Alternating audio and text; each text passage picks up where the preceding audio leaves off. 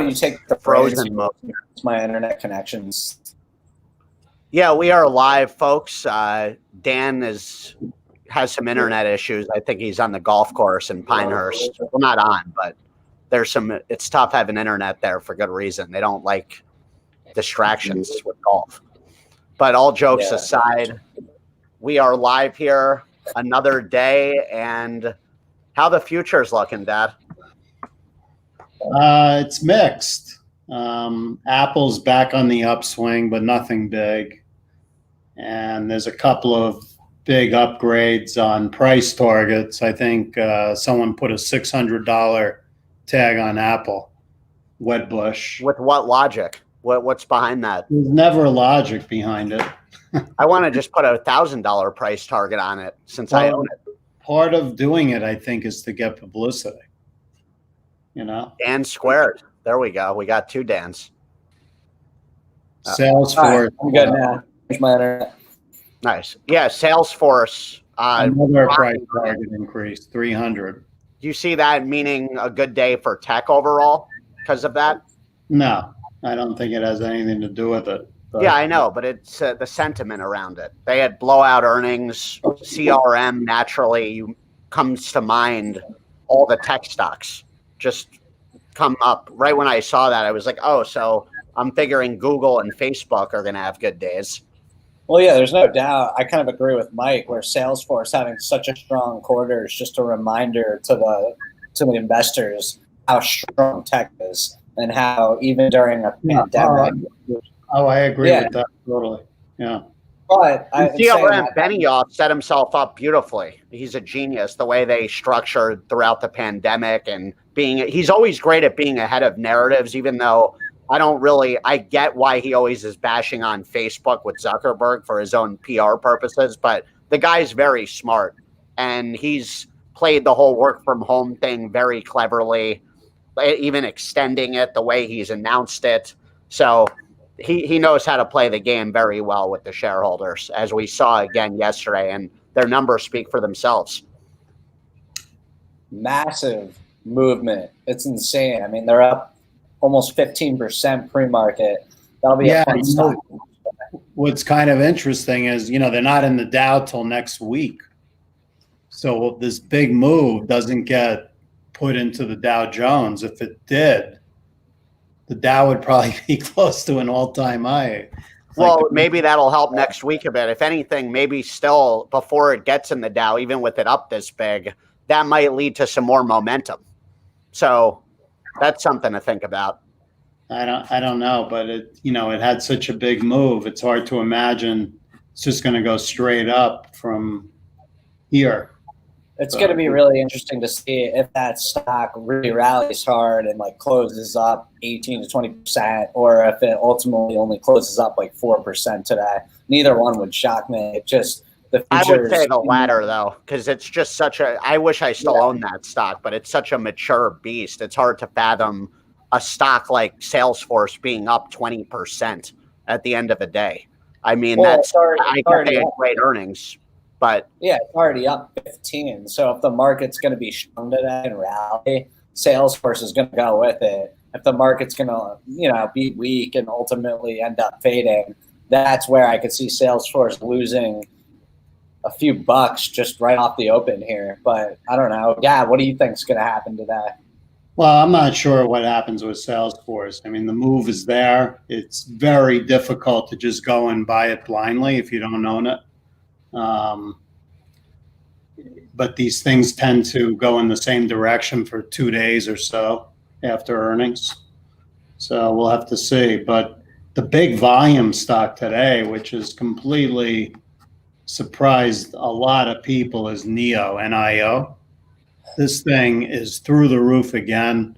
Looks like it's just there's nothing but up for this stock every single day. Yeah, I hear people say it's the next Tesla. It's really since we started. I think it's from the Matrix. People are getting confused with the character of Neo. I'm starting to wonder what's actually going on here. I mean, look. Oh, never mind. It's not working. WORX, whatever that stock is up huge pre-market too. But Yeah, insane volume. That's really where it's just no new news really. Well, there is news. Morgan What's the Stanley news? came out and put an overweight on it with a price target raised from 12 to 20 and a half. And, So they Morgan recently- Stanley is taken seriously. So I don't know what's going on there, but this is not to be ignored anymore. So do you own any of it? No, this has been one of the day trading stocks that people have been all over. And it's probably worth keeping an eye on just for that alone. It's kind of like Donkey Kong. Speaking, how about Donkey Kong? They had a hell of a day. Yeah, I sold into that, and I'm still long some, and I think if it gets over 40, it looks like it could go. And speaking of Donkey Kong, how about Duncan? DNKN. Talk about a run they've been on. Let's talk about DraftKings for a second before we switch to Duncan, because the move yesterday was beyond insane. I mean, the stock went up over 10% in a day. There must have been some huge buyers coming in that are just NFL season's about to start. That's why I didn't sell my DraftKings when I sold Penn. That gut reaction was NFL starting, DraftKings will go up. That's really what that is. So Dad, you're looking at 40. It hit 40 twice yesterday. If it hits it again, maybe it goes. If it breaks through 40, do you think it can climb to? Well, it looks to me like it's got, let me look at a half-year chart because it's pretty new stock still. While you bring that up, another one that was crazy we talked about yesterday was Rocket, which started the day or pre-market, it looked like it was up 6-7%. And before the bell even opened, it just started dropping like a rock and went below 28 yesterday. I think it even dropped below 27. That'll be an interesting stock to follow. It looks like it's dropping more today, currently at 27.68, and has been bouncing around like a ping pong all morning. Yeah, I think your first shot is 42 after 40, and then it'll try for the all-time high of 45.33. But it looks like it's ready to take over and go higher. And do you think that just has something to do with, how they're going to have these immediate testing kits that give people peace of mind? Yeah, I heard Gottlieb this morning. He sounded extremely bullish for short term. Gottlieb's the guy from the former FDA and Pfizer board, and he sounded really bullish. Like these few-minute tests are going to be available this month. Well, and look at the data with the deaths. I mean, this has been an ongoing narrative. This has not been serious for a while now. So no, but I mean, the narrative has been that the fall is going to get worse. So yeah, because of the election. That's all political. That's not real. Is the reality. So this is all coming to fruition now. Is Gottlieb saying that that's not going to happen? No, he's not saying that, but he seems to be very optimistic about both vaccine, treatment, testing. This won't even be a thing in 2021. It'll be the 2020 pandemic, guaranteed. This is all completely scripted at this point. Watch for it. So you should plan ahead accordingly with that notion, because we are coming back. The world is not going to be shut down ever again. And that's where we're at. And you play accordingly. Well, we'll see. We will see. It's happening. Yeah, I'm guaranteeing that is the case. I think it's somewhat being careless if you're going to have a mentality that this pandemic is entirely political, and that as soon as the election happens, it's just going to disappear from our lives. I mean, look at the data, Dan. Anyone that actually thinks through the numbers here and looks at the deaths and the cases and the last 3 months, if you look at the charts, unless you're hiding under a rock, it's scary how people are just not thinking. Really. Like, I'm looking at these stats every day, and I'm looking around. I'm like, what is going on here? No, you're better off at this point. In my mind, I get the mask thing if you're around old, sick people. Otherwise, I'll be honest with you. The only times I've felt like crap the last few months is from the mask itself. I think it makes healthier people sick. So I'm so tired of this crap. Yeah, but the masks still work. The mask is the answer to stopping the virus from spreading. It's been the answer. I get that. The virus is going away. We're Speaking heading in. of It's ready to be investing wise. Under 15 now. Is that a stock that's just going to go back to its penny stock days where it was like a $3 stock, or does it have a second breath in it? Because even if it seems like when you go to restaurants and the way schools and universities are preparing, whether or not the virus is going to have another wave or doesn't have another wave, it seems like there's certain procedures being implemented now in the way that restaurants go about things, hotels, a lot of different services or industries, I should say, that make it where, to me, like that company shouldn't be down as much as it is unless they're just not really getting the contract that their competitors are getting. It's crazy, the sell-off it's had. It seems like the sell-off kind of was from the earnings, the big sell-off. What stock are you talking about? APT. Oh, They make masks. They do other things too, but I don't know why it is acting this poorly. But it looks like it's trying to break out from the low from the earnings. Which I think Etsy is the real winner there if masks are going to be around long term with just Etsy style. Is more of like a personal type thing, whereas APT is gearing towards the actual, usefulness of masks, where like if you're a restaurant group that needs hundreds of thousands of masks for a year, you're not getting them on Etsy. Yeah, but that's all short term, Dan. That's all already baked in. APT, to me, Etsy is more of a, if people are going to have a mask to make a statement personally and peacock and stand out with their own style, you're going to see a select percentage of the population always have a mask for what if scenarios. To me, that's Etsy. That's not APT. APT, orders, but those have already been placed. I almost look at it the opposite. Like, what short term is people wearing these personalized masks if the pandemic goes away. What's not short term is when you go into a restaurant, them having plastic shields up. When you go into schools, them having some sort of, I know it because I've been talking to people in the school system. All the schools have been ordering tons of that type of equipment to set themselves up. I don't think that goes away. But they already have it, and then they've already ordered all this stuff. Well, and no, I mean those are orders that continue. They're not going to just be. We'll see about that. I don't believe that personally. Repeat orders. Even APT said it, like in their last. So you guys just think there's going to be a pandemic hovering for years? And no, but I think the mask part of the equation is going to be here for at least a year. Let's switch gears here and talk about Apple and Tesla for a little bit, because I saw Tesla got another upgrade to 2,500, and it looks like Apple and Tesla are both up again today. I mean, I don't know if you heard when we first started, we said Apple got an upgrade to 600 by Wedbush. Yeah, by Wedbush, yeah. I mean, It's crazy. Like, are we going to just see a single day? And even Monday, if we're just going back to what happened yesterday, Monday, once again, it looked like the industrial stocks were going to kind of take over. And similar to what happened 2.5 or 3 weeks ago, it was basically like a one-day fake out where yesterday the market opened in the morning. You had those stocks like Ford, DuPont. They were the stocks that were going to be up on the day. And then 30, 45 minutes into the session, they all turned red. And the industrials just took a back seat all day.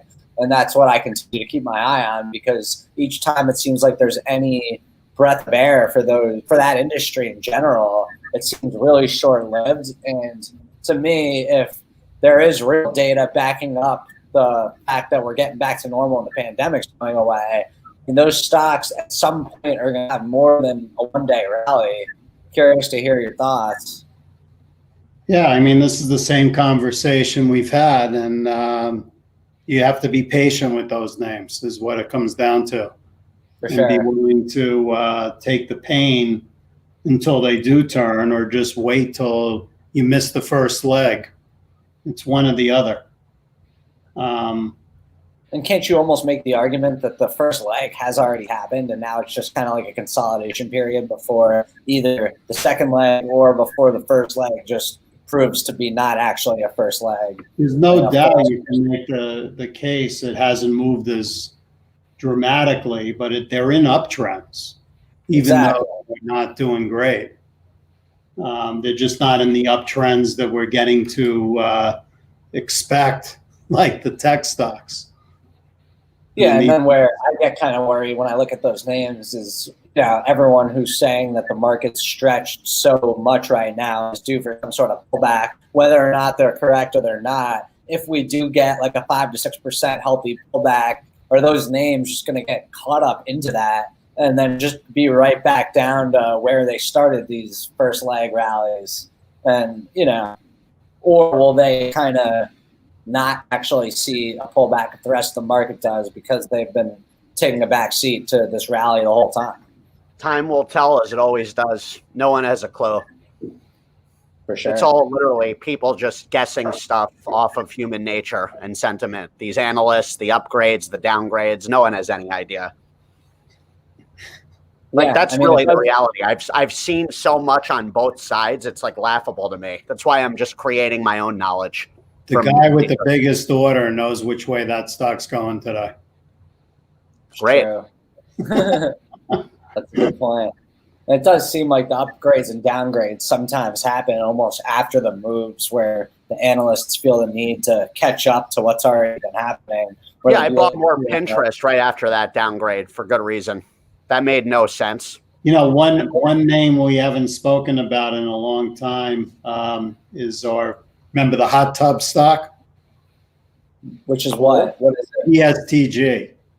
Their earnings yesterday, they were down huge, I saw, even though they had a beat. And they didn't give guidance. The stock's down at 14.5. So is it time to jump on that if you don't own it? I wouldn't jump on anything after a bad number right away. But, you got to keep an eye on these names you've been in before because you kind of remember how they trade and pick a level you might want to get involved. But I'm in no rush there.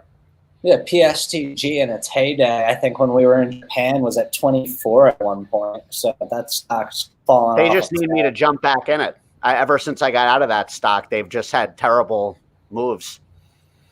It might be what's happening. And then it got up to 29 at one point. So it's having tough days and not making money on top of it. Just to get a quick update on the futures here. Looks like it's kind of a flat morning.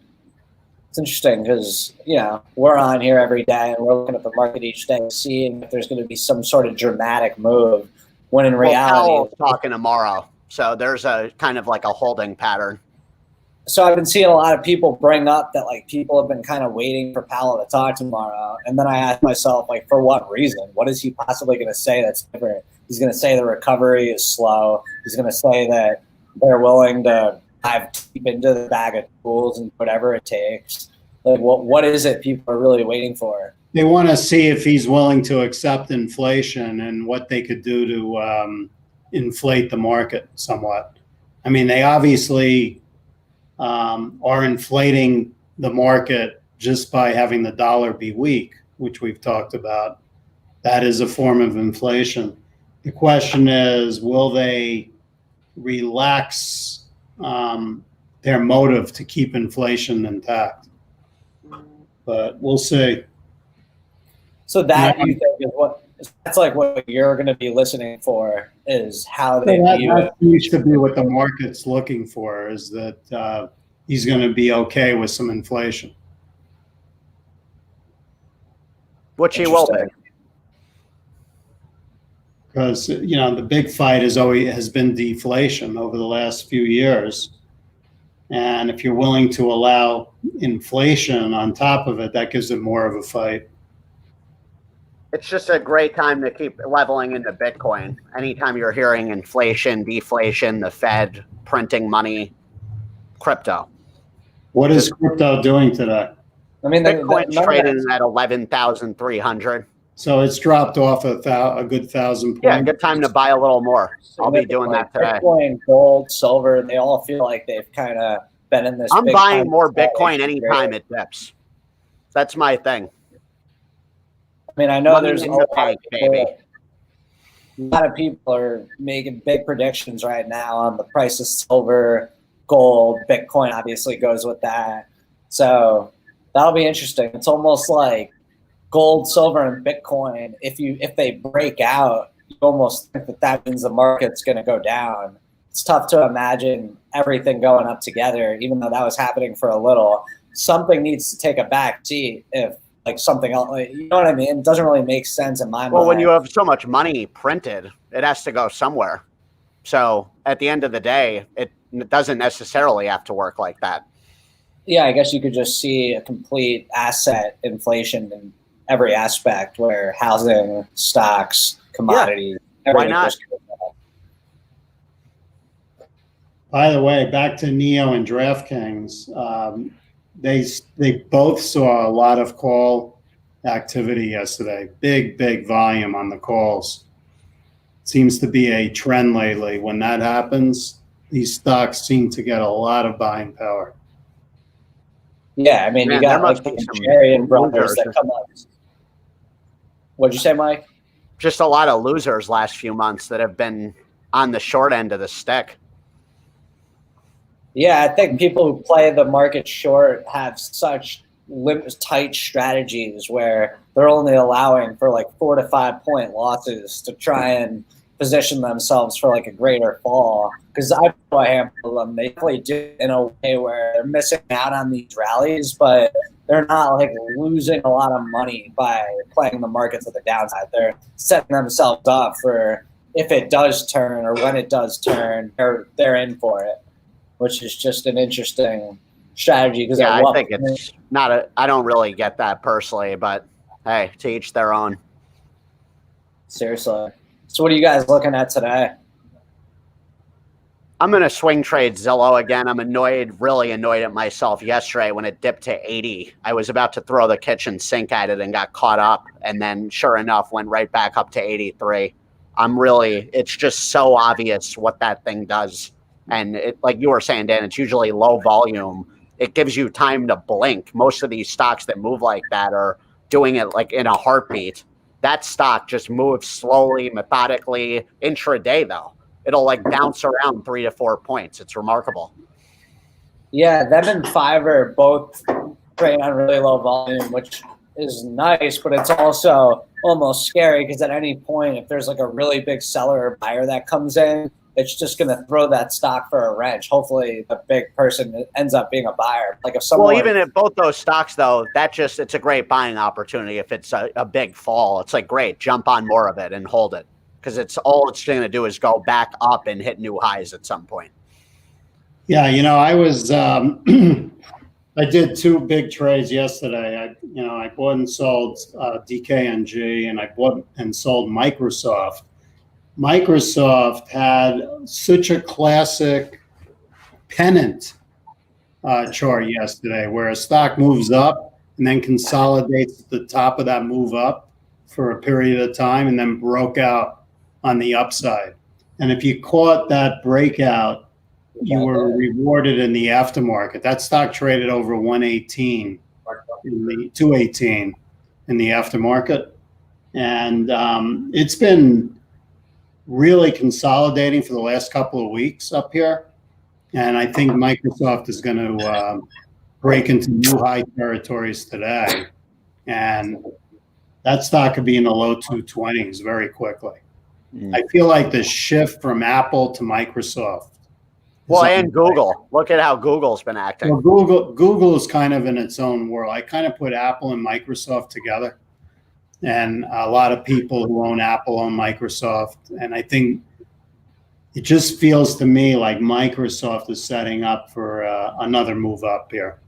And Google's flying under the radar. It seems like they've kind of just been running along and hitting new highs. No one's really talking about them. We spoke about Google a week and a half ago, and you had to like Google to make a new high, which it's done. And, now it's in uncharted territory. It has room to run, though. Yeah, they had a good day yesterday. And then let's not sleep on Alibaba, which seems to just be in a land of its own, absolutely on a tear. I mean, yesterday, the last few days, that thing has just been up huge. Today, it's continuing. I mean, it wouldn't shock me if it gets above 300, maybe even this week. And then, Dad, you always say, not every time, but it seems like a lot of the times when stocks break over that 100 level, 200, 300, they then get up to that 10% above that level as their new range. Yeah, So that theory was always on 100, but all these stocks have gone into 200, 300, 1,000. So you could take that to any level, and it usually does work once the stock breaks through those levels. Well, yeah, it's humans, the way they think. So Yeah. Baba is 770 then. Complete double. And I still like half of Baba, which is Boeing, BA. You should play the BA, the BA. I just need more money so I could own another 100 stocks. That's, there's so many of these days. We brought them up a couple days ago on here, but another stock that looks like it's starting to act really well is Adobe, ADBE. They're up about 2.5% pre-market. They were up big yesterday. I mean, them in Salesforce, or we talked about it at the beginning of this week. They're breaking out. They're in all-time high territory. You guys just said Google, Microsoft, Baba, the big tech stocks that are now in all-time high territories that haven't already had these 50% breakouts from their previous all-time highs. Maybe those are the ones that take us higher if the market goes higher. And how about Duncan? Let's show them some love here. Look at that chart. That's going to be going to all-time highs soon. I know, Dad, you mentioned a while ago if it broke out, 73, 74-ish, it could go over 80. That thing is acting well. Yeah, no, it does act well. It looks to me like, maybe 77 short term. I don't understand how this stock just constantly gets it's like the Rodney Dangerfield of that whole sector. When you think about it, all people talk about is Starbucks. All I see is Dunkin' everywhere. And I'm a Dunkin' holder. I much prefer that stock. I'm not saying Starbucks is a bad stock. I just think Dunkin' is hitting their contact hitters. They just keep hitting and winning. And it's going to continue. They're a beast. Like everywhere, every single demographic, whether it's like a rich older person, a homeless person, it doesn't matter. I see them with a Dunkin' cup. So they have a lot of brand power on a whole nother level. Yeah, you could kind of throw them into the same category with like McDonald's, Domino's, names that just crush. I like Dunkin' the best. Because you know what it is? They have whether it's dessert, and now they're big with breakfast, and they've even gone with the Beyond breakfast sandwiches too. They're hitting on all cylinders. And naturally, their coffee's great. The blueberry flavored coffee there, phenomenal. I mean, absolutely great. I love it. Well, do you work for them, Mike? No, I own a lot of the stock. So technically, I do work for them. If they want to give me equity in the company, I'd be happy. Technically, they work for you, Mike. You own a lot of their stock. I'll tell you, Rocket, the volume on this thing is insane. Just watching it, it's already done 755,000 shares pre-market, which is more than Apple, more than Baba, more than Salesforce. Obviously, it's a lower price, but still, it's obviously selling off. 27.50 seems to be an interesting level if it could hold that, because yesterday when it sold off, it kind of held that and then bounced. But at the end of the day, with the run this stock's gone on, it wouldn't shock me if it broke down hard. But Dad, what are your thoughts on Rocket right now? Yeah, we talked about, I think it's a great day trading stock, but you don't have a lot of data because it's only a couple of weeks old. But if it breaks 27, and it feels to me like it might go back down to 25-ish. So Gotcha. That's a key level. If I had my choice, I think I would rather short it below 27 if it got there. And if you were going to play it long, you'd probably want to play it on a breakout to all-time high. I don't know where that breakout is now. Maybe. I mean, yesterday they touched 32 pre-market, so they're a long ways off of that. Yeah, I feel like 29.40, 29 and a half would be a breakout. So it's kind of far away on where I'd feel more comfortable buying it. It's kind of a weird section. How about it is young man's birthday today, isn't it, Dan? We should go over Chewy in honor of Miles. Look at that chart. I'm not even with him. It makes me sad. Well, I'm in Pinehurst. What is that about? The man's turning 12 and you're just MIA from him? I'll be home today, so I Nice. will Get him a see cake. them. Well, look at Chewy's chart though. Yeah, I mean, it's trading at 56.90. It kind of seems like it's just been in these same ranges for a while. Look, But I've it always seems like it's on a nice trend. Like it's on the same range, but it seems like it's healthy. That chart, if you look at a 5-minute chart, it looks like somebody's cardiogram. Yeah, and it's going up. No, seriously though, if you look at the moves here, it looks like it's ready to break out again. Yeah, look, I look at they're kind of in the same category as Peloton in my mind, where the story's played itself out. I personally would rather be an Amazon holder than a Chewy holder if I had to pick my litter between like dominant e-commerce websites. Chewy's still not making any money. I don't know how long people are going to be patient and let them just say, yeah, we're growing, but we can't profit. But yeah, I mean, there's no doubt Chewy is blowing up. So and they seem to have great retention looking at the numbers. I think they're going to start making money soon. I don't really think Amazon's a legit threat of theirs. I think they have a lot of brand power with that niche. Well, guys, let's wrap this up to end the day. U.S. tech futures up a little and everything else is basically flat. So we'll keep each other posted, see what happens.